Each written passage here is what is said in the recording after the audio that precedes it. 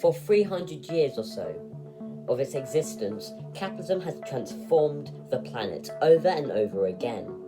Rail, electricity, the internal combustion engine, flight, space travel, telephones, and electronic computers. The list is endless.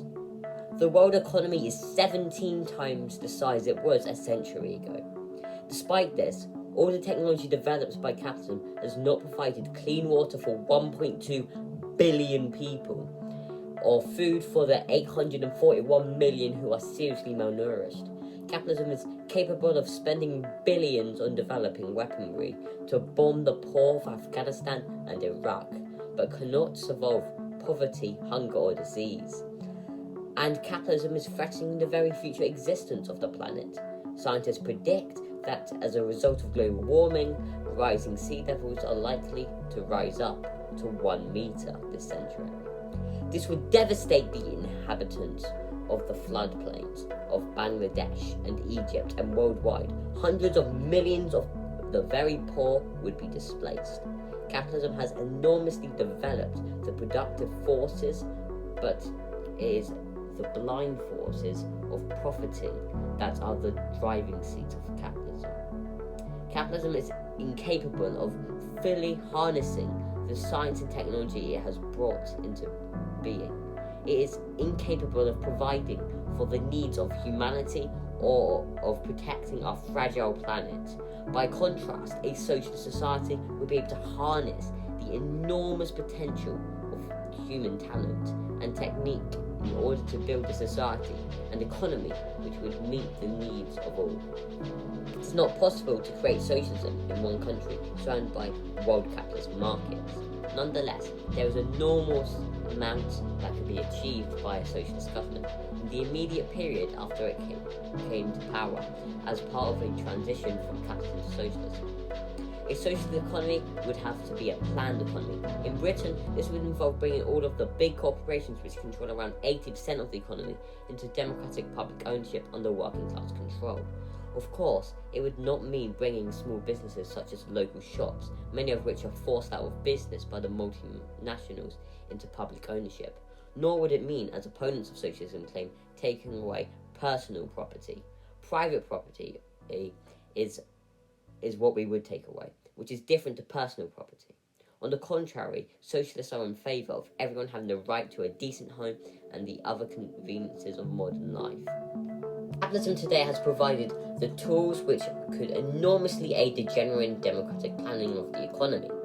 We have the internet, market research, supermarket loyalty cards that would record the shopping habits of every customer and so on. Big businesses use this technology to find out what it can sell. We could use it to rationally, instead of find out what people need and want. The general trend of capitalism, which is increasing monopolization, is towards internal planning. Ford, for example, uses a huge internet program to produce the cheapest possible components worldwide. However, under capitalism, this process will never be finished. A blind system based on profit and competition will never be able to be planned beyond a certain limit. But a socialist government would strengthen and develop the method of planning currently used to maximize profits and avoid taxes in order to plan society for the benefit of all. Socialism would be a truly democratic society. Under capitalism, most of the important decisions are not taken in Westminster or local council chambers, but in the boardrooms of the big corporations. A socialist government would bring major industry into democratic public ownership. It would be necessary to draw up a plan involving the whole society for what industry needed to produce. At every level, in communities and workplaces, communities would be able to set up and would elect representatives to regional and national government. Measures such as a shorter working week and decent, affordable childcare would enable everybody to participate in real decision making about how best to run society. A socialist government would ensure that no elected representatives receive financial privileges as a result of their position, but instead lived in the same lifestyle as those they represented. At every level, elected representatives would be accountable and subject to instant recall if the people who had elected them did not like what their representatives did.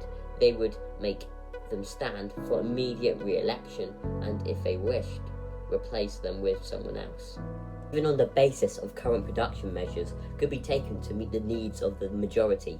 Every year, capitalism spends $1 trillion worldwide on arms spending.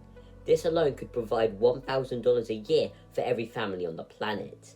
Just 25% of the cost of George Bush's Star Wars program could provide clean drinking water for the billion people who are currently without it. A democratic planned economy could develop production to much greater levels than it is possible under capitalism.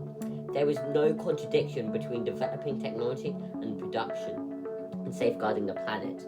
What is needed if we are going to save the world is long-term planning that would be able to develop alternative technologies that did not harm the environment. This could be achieved on the basis of democratic socialism.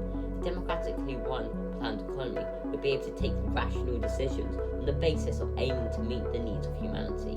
It would decide what technology to develop and use, what food to produce, and when and where to build, while taking into consideration the need to protect and repair our planet for future generations, changing economic relations, the abolition of class divisions, and the construction of the society based on democratic involvement and cooperation would also lay the basis for changing social relations.